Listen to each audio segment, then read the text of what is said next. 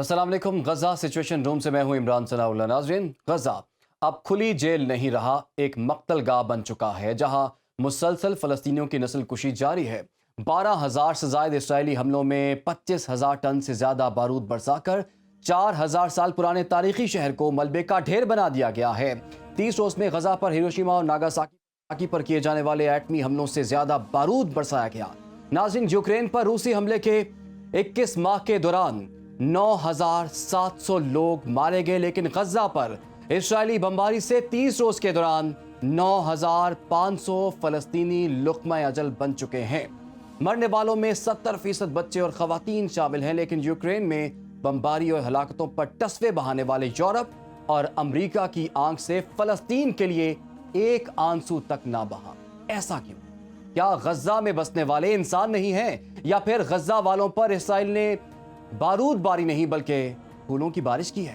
کیا وجہ ہے کہ انسانی حقوق کی بجاوری، اظہار رائے کی آزادی، قومی تشخص کی غلامی سے چھٹکارا، آزادی سے بہرہ مندی کے لچھے دار نعرے مشرقی تیمور اور جنوبی سوڈان میں تو رنگ لے آتے ہیں، یوکرین میں تو جنگی قوانین بھی یاد آ جاتے ہیں، لیکن 75 سالوں سے اپنے ہی گھر میں بے گھر فلسطینیوں کے دل کی مراد بر نہیں آتی؟ انہی معاملات پر بات کرنے کے لیے ہمیں جوائن کر لیا ہے دفاعی تجزیہ کار بریگیڈیئر ریٹائر وقار خان صاحب نے بھی. اس کے ساتھ ساتھ ہمارے ساتھ موجود ہے باہر بین الاقوامی امور پروفیسر حسین عالم صاحب. آپ دونوں کو خوش آمدید کہیں گے. سب سے پہلے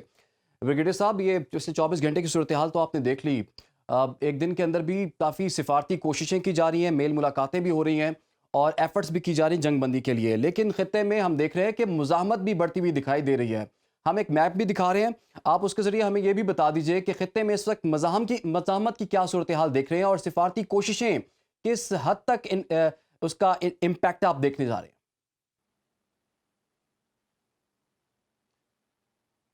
جی تھینک یو ویری مچ. ابھی جس طرح آپ مینشن کر رہے تھے کہ ڈپلومیٹک ایفرٹ ہو رہی ہے،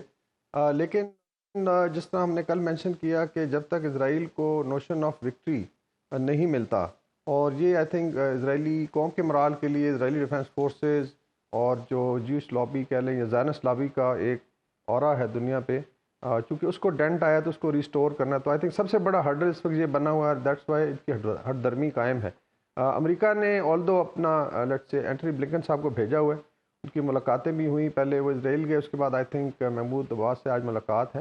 اور اس سے پہلے گلف کنٹریز کے ساتھ بھی ہوئی ہے، اور اس میں جو عرب کنگڈمز ہیں ان کے عمائدین نے ان کو کنونس کرنے کی کوشش کی کہ آپ سیز فائر کی طرف جائیں، لیکن اس پہ آئی تھنک کنڈیشن وہی ہے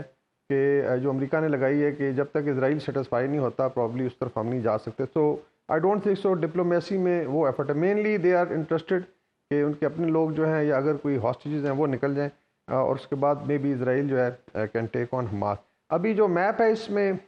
2-3 میجر سگنیفیکنٹ چیزیں ہیں. ویسے تو غزہ کا میپ ہے جس میں آلریڈی لڑائی ہے، نارتھ کی طرف اسرائیل کلیم کر رہا ہے کہ انہوں نے گھیرا ڈالا ہوا ہے، لیکن ابھی اس میں سب سے امپورٹنٹ آئی تھنک ایک تو یہ ہے کہ امریکن ریپر ڈرون کی انٹری ہے، اور یہ شروع میں ڈینائی کیا. بیسیکلی یہ سی آئی اے بھی آپریٹ کرتی ہے اور امریکن مرین فورسز بھی کرتی ہے، نیوی بھی کرتی ہے، اور چونکہ ان کے ایئر کرافٹ کیریئر پوزیشن ہے میڈیٹرینین میں، وہاں سے بھی کر سکتے ہیں، لیکن یہ لانگ ڈیوریشن آپ کہہ لیں سرولنس سسٹم ہے، اور یہ آرم بھی ہو سکتا ہے، اس لیے میزائل کیری بھی کر سکتا ہے. شروع میں اس میں ڈینائی کیا گیا کہ ایسی کوئی بات نہیں. پھر جو سوشل میڈیا پہ آپ کو پتہ ہوگا کہ ریڈار ٹریکرز ہیں جو جی جی ہوائی جو موومنٹ ہے جہازوں کی یا اس طرح کے ویپن سسٹم کی ٹریک کرتے ہیں، تو اس پہ بہت سارے سرکلز آئے. بھی آپ دیکھ رہے ہیں کہ 2 بڑے آپ نمبر آف سرکلز تھے ایکچولی، اور اس میں انہوں نے ڈیٹیکٹ کیا کہ کم از کم 6 ریپر ڈرون جو ہے فلائی کر رہے ہیں. وہ ان کا جو اوریجن ہے شاید سائپرس یا ایئرکرافٹ کیریئر سے تھا، اور پھر آپ نے دیکھا کہ غزہ کے کچھ علاقوں پہ ساؤتھ میں بھی، نارتھ میں بھی. تو یہ اس کے بعد ایک برونو مارکس ہیں، سوشل میڈیا ایکٹیوسٹ ہیں، ان کی بڑی گہری، انہوں نے کہا جی کہ یہ کیا ہو رہا ہے اس میں، تو اس کا مطلب ہے کہ آپ ٹیکٹیکلی بھی انوالوڈ ہیں. تو پھر ایکنالج کیا I think new York time نے کہ جی ہاں ادھر ہم گئے ہیں، بیسیکلی ہم ہاسٹیجز کی تلاش کر رہے ہیں، حالانکہ یہ عام بھی ہو سکتا ہے. اچھا ایک تو یہ انٹری ہوگی. اس کے بعد ابھی دوسری یہ خبر ہے بیسیکلی سوشلسٹ ویب سائٹ سے آ رہی ہے یو کے کی، کہ جو یو کے کی ایس اے ایس ہے، بیسیکلی ان کی جس طرح ہماری ایس ایس جی ہے اسپیشل فورس ہے، they are also now moving in, یا تو اندر جا چکے ہیں یا دے آر ایٹ سائپرس. تو اس کا مطلب یو کے کی بھی فزیکل انوالومنٹ ہے، جتنے مرضی یہ کلیم کر لیں کہ جی. اینڈ امیجن کہ ایک ریگ ٹیگ حماس کے اگینسٹ اس وقت نہ صرف اسرائیل کی پوری ملٹری مائٹ ایک سپر پاور اور پھر نیٹو ممبرز بھی آہستہ آہستہ شامل ہو رہے ہیں. وی ڈونٹ نو فرانس اور جرمنی کیسے ہیلپ کر رہے ہیں, بٹ یہ دو چیزیں ابھی کنفرم ہو گئی ہیں کہ ٹھیک ہے, ٹیکٹیکلی اور ممالک بھی جی اس میں خاموش طریقے سے جو ہے وہ شامل ہو رہے ہیں. جی اچھا اس میں پروفیسر, ایک اور چیز رہ گئی ہے, وہ ہے جی پلیز ایک چیز بس, وہ ہے جو بیسیکلی آپ نے بھی مینشن کیا, 61 tank and armoured vehicle losses ہیں آئی ڈی ایف کے. ابھی لیٹسٹ اس میں وہ 72 کلیم کری ہے حماس. اچھا اس میں انہوں نے ایک مرکبہ کا جو ٹینک اس میں نقشے میں دکھایا گیا تھا, اس میں ایون ویک سپاٹس آئیڈینٹیفائی کیے گئے, جو اس کا فرنٹ ہے جہاں پہ اس کا انجن ہے, اس طرح سائڈ ہے ایمونیشن سٹوریج جہاں پہ ہوتا ہے, اور بیک سائڈ ہے. اور اگر آپ دیکھیں ابھی کچھ ویڈیوز آج صبح آئی تھیں جس میں بالکل نزدیک جا کے ان کو ہٹ کیا جا رہا ہے ود جس طرح سینٹر میں آپ کو ایک حماس کا سولجر ہے جس نے ایک رائفل کے اوپر ایک گرنیڈ لگایا ہوا ہے. یہ پرانے زمانے میں اس کو جو ہے انرگا گرنیڈ کہتے تھے, لیکن انہوں نے ماڈیفائی کر کے اپنا کوئی ویپن سسٹم بنایا اور بڑا افیکٹو ہے. اور اسرائیلی آرمی میں بڑا اس پہ اضطراب بھی ہے, ڈسپریشن ہے جی کہ یہ کوئی $500 کا ویپن نہیں اور ادھر $1 ملین کے ٹینک کو یہ اڑا دیتا ہے. تو I think this is David versus Goliath. تو یہ I think 2-3 major military developments ہیں, اور آئی ڈونٹ تھنک سو کہ جو اسرائیل کے ملٹری ایمز تھے گراؤنڈ اسالٹ کے وہ ابھی تک پورے ہوئے ہیں. ٹھیک ہے, بومبنگ اور سارا غصہ وہ سیویلینز پہ نکال رہے ہیں, بالکل سویلینز کو ٹارگٹ کیا جا رہا ہے. پروفیسر صاحب میں آپ کی جانب, اب امریکی حکام جو ہیں وہ یہ کہہ رہے ہیں کہ جب تک اسرائیل اپنے آپ کو محفوظ نہیں سمجھے گا تب تک جنگ بندی نہیں ہوگی. اتنا سب کچھ ہونے کے بعد اسرائیل پھر اپنے آپ کو محفوظ سمجھے گا یا ہوگا؟ میرا خیال میں اسرائیل کی جہاں تک آپ بات کر رہے ہیں کہ محفوظ سمجھے گا, وہ کھل کر پوری دنیا کے سامنے آ چکا ہے کہ اسرائیل کی طاقت سے جتنا ڈرایا جاتا تھا مشرق وسطیٰ میں یا مسلمان ملکوں کے اندر ایک خوف تھا,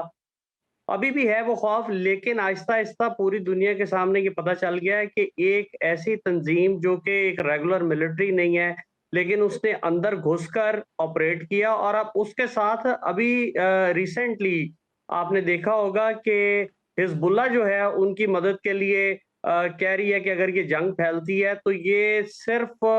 اس خطے تک نہیں رہے گی, اس کے اثرات جو میں دیکھ رہا ہوں وہ امریکہ تک اور دیگر مسلمان ملکوں تک بھی پہنچیں گے. جیسا کہ ابھی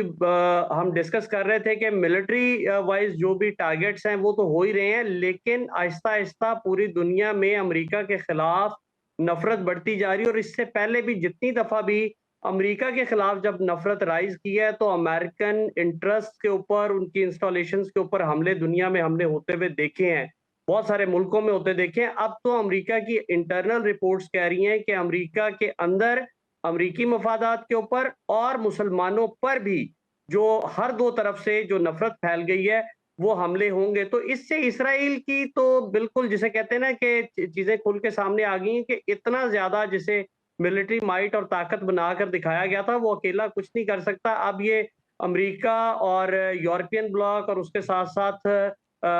یو کے جو ہے وہ ہیلپ کے لیے آ رہا ہے, اور آگے اگر یہ اسی طرح انوالو رہتے ہیں تو دنیا کے ساتھ یہ جو پیٹرو بیس اکانومی ہے یہ خاص طور پہ سردیوں میں اگر آپ سمجھیں اس کو تھوڑا سا تو رشیا کے اوپر یہ بہت ڈیپینڈنٹ ہے, اور رشیا کی انوالومنٹ اب تک سب کے سامنے کھل کے سامنے آ گئی ہے. یوکرین کے جو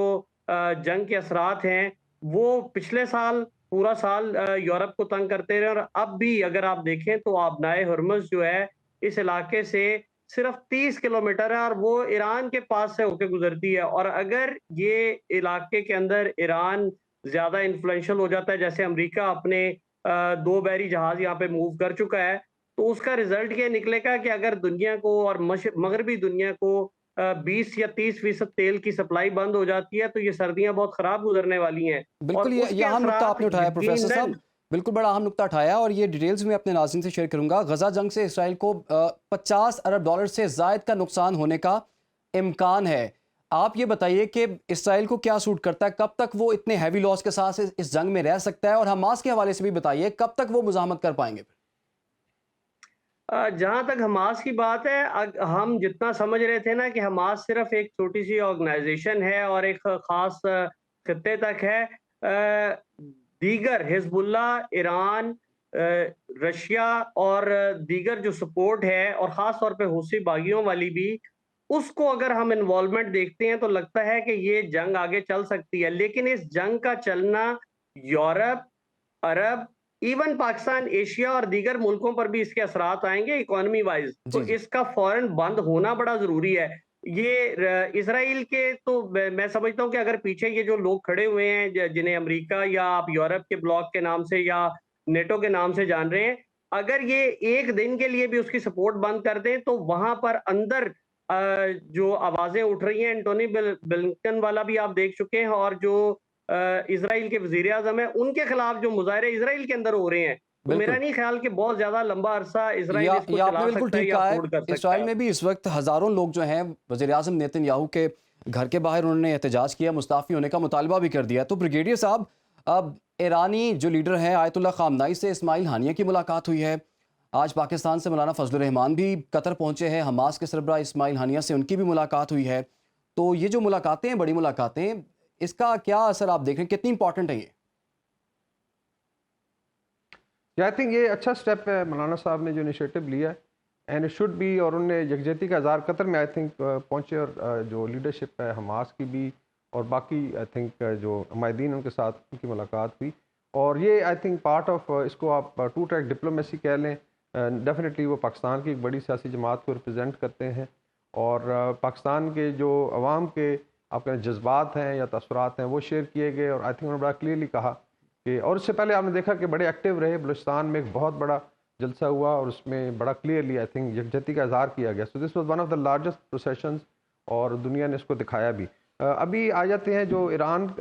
میں ملاقات ہوئی ہے اسماعیل ہانیہ کی، وہ بھی سگنیفیکنٹ ہے، بیکاز آئی ایم شیور بھی کنسلٹیشن ہو رہی ہے کہ ان کیس وار ایکسپینڈ کرتی ہے، جو ہم بات کر رہے تھے ایکسس آف ریزسٹنس، تو اس کی اگلی اسٹریٹجی کیا ہو سکتی ہے۔ اور ایک اور بھی ایک ریویو بھی ہوگا کہ ابھی تک اسرائیل نے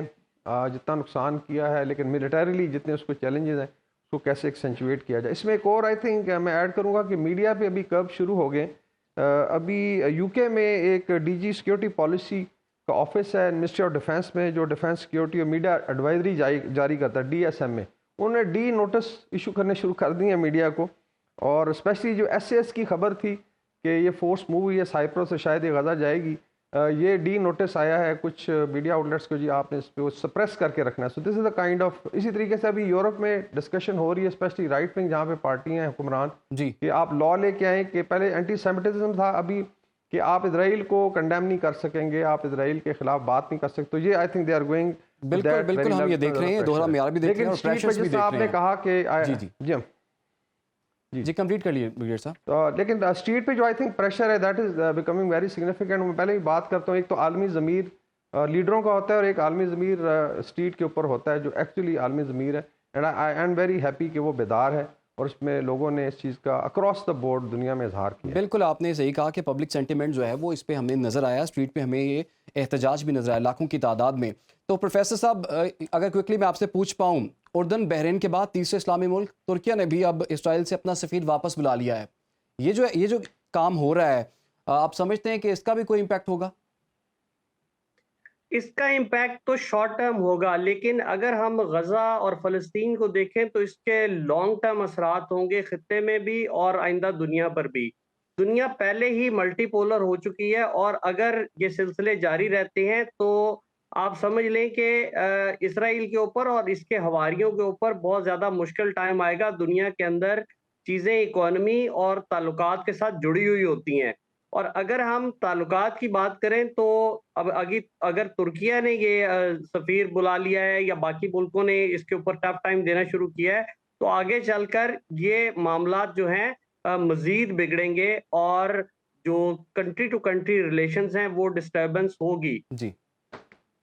ٹھیک ہے، بہت بہت شکریہ۔ آنے والے دنوں میں حالات مزید بگڑتے ہوئے دکھائی دے رہے ہیں۔ پروفیسر حسین عالم صاحب آپ کا بہت شکریہ۔ بریگیڈیئر ٹائر وقار خان صاحب آپ کا بھی بہت شکریہ۔ ناظرین، کیا اسرائیل امریکہ اور ان کے ہواری طاقت کے بل بوتے پر فلسطین کی تحریک آزادی کو کچل ڈالیں گے؟ گزشتہ 100 سال میں تو ایسا نہیں ہو سکا، شاید آئندہ بھی ایسا نہ ہو سکے۔ مسئلہ تو صرف انصاف کے قیام اور غلطی کے سدھارنے سے ہی حل ہوگا، ورنہ اسرائیل کے مقابلے پر کل PLO تھی، آج حماس ہے، اور آنے والے کل کچھ اور لوگ ہوں گے کہ خون شہیدہ سے ہی سحر پھوٹتی ہے، پھونکوں سے آزادی کے چراغ نہیں بجھائے جا سکتے۔ اجازت دیجیے، اللہ حافظ۔